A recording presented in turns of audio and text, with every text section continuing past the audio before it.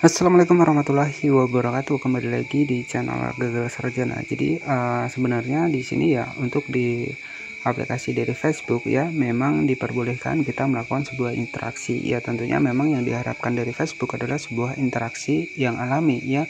Artinya ya ketika ada yang berkomentar ya kita balas dan kita balas sesuai dengan porsi dari komentar tersebut ya. Jadi bukan yang komentar-komentar yang saling follow ataupun saling mengikuti ya. Nah, ketika komentar saling follow ataupun saling mengikuti, nah itulah yang memang tidak diperbolehkan dari Facebook ya. Itu bisa jadi interaksi yang tidak alami. Jadi apa dampaknya? Ya kegiatan untuk memperbanyak followers ataupun ya memperbanyak pengikut untuk meningkatkan jangkauan akun kita ya, itu beresiko sekali untuk akun kita terkena pelanggaran, teman-teman.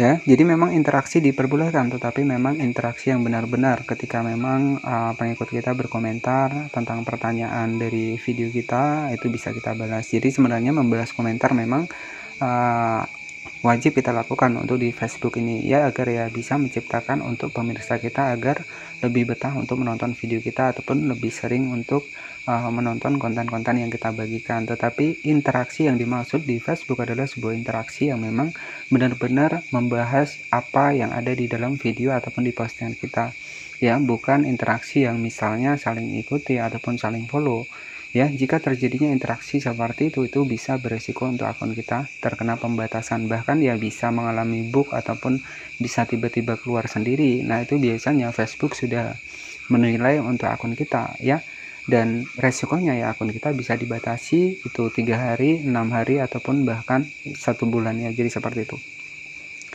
Nah, perlu teman-teman ketahui ya. Jadi di sini yang akan kita bedah adalah dampak ketika kita punya followers ataupun punya pengikut dari interaksi yang tidak alami ataupun dari misalkan dari real to real ataupun dari ya saling follow antar sesama kreator. Apa sih dampaknya? Nah, di sini kita akan perlu bedah. Nah, di sini saya sudah masuk ke bagian dari aplikasi dari Facebook saya ya. Jadi nanti teman-teman bisa masuk menggunakan Facebook yang besar ya ataupun Facebook seluler seperti ini. Teman-teman tinggal masuk seperti ini. Nah, di sini ada salah satu akun saya yang memang saya fokuskan untuk jangka panjang, teman-teman ya. Jadi akun ini hanya fokus pada upload video saja karena saya juga di sini tidak terlalu fokus di Facebook, teman-teman ya. Jadi ketika kita menjadi kreator video, kita hanya jangan hanya fokus pada satu aplikasi ya. Jadi ini saran dari saya. Teman-teman juga bisa berkembang di platform yang memiliki menu monetisasi seperti di YouTube, seperti di TikTok affiliate ataupun di Shopee affiliate ya. Jadi seperti itu. Nah, di sini juga di Instagram juga ada fitur monetisasinya. Jadi jangan fokuskan pada satu aplikasi. Ketika kita fokus pada Facebook terus, ya ujung-ujungnya biasanya kita nggak sabar, view-nya rendah, ya kita biasanya melakukan hal-hal yang memang misalkan kita melakukan re-upload untuk meningkatkan interaksi ataupun meningkatkan pengikut, tetapi ada dampaknya. Dampaknya ketika terkena pelanggaran ya akun kita akan sulit ya untuk diterima di monetisasi ya, itu termasuk di monetisasi iklan stream ya. Biasanya akan sangat sulit sekali, bahkan ada yang sekitar 1 bulan itu belum diterima ya. Jadi memang reputasi akun ini juga bisa menjadi faktor utama ya kenapa untuk akun kita itu sudah susah mendapatkan fitur monetisasi untuk di Facebook ini. Nah, di sini yang akan kita bedah adalah dampak ketika kita ya mendapatkan followers yang tidak alami, artinya memang saling follow antar kreator. Nah, bisa teman-teman bayangkan ketika untuk pengikut kita rata-rata kebanyakan kreator. Ya, apa sih dampak negatifnya? Ya, dampak negatifnya yang pertama adalah di bagian komentar. Pasti mereka akan berkomentar kembali bun, ataupun saling follow bun, ya, ataupun saling ikuti. Nah, seperti itu. Nah, dengan adanya banyak komentar yang mungkin minta kembali ataupun minta diikuti, itu juga menjadi faktor utama untuk akun kita itu akan terjadinya bug ataupun bahkan bisa keluar sendiri. Karena terdeteksi dari pihak Facebook, karena di Facebook juga ada AI ya ataupun intelijen. Nah, karena di Facebook juga ada yang namanya adalah ya pemeriksaan menggunakan AI ataupun intelijen kecerdasan ya ataupun kecerdasan buatan ya. Jadi ini juga berisiko ya dampak dari akun kita itu bisa terkena pelanggaran karena kebanyakan ya pengikut kita itu adalah kebanyakan semuanya kreator ya.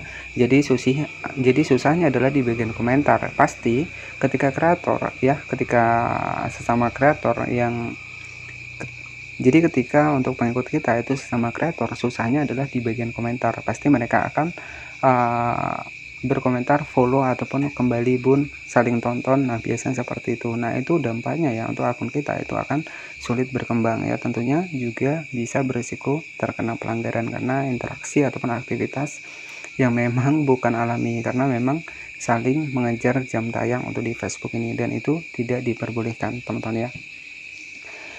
Oke, jadi untuk sebuah interaksi yang tidak alami itu juga sudah masuk di bagian daftar dari kebijakan monetisasi mitra, dan itu masuk di bagian dari pelanggaran di bagian memonetisasi interaksi yang tidak alami ataupun tidak autentik ya. Nah, di sini teman-teman nanti tinggal masuk ke bagian dari kebijakan monetisasi partner di Facebook, memonetisasi interaksi yang autentik ya. Nah, di sini sudah dijelaskan dari Facebooknya.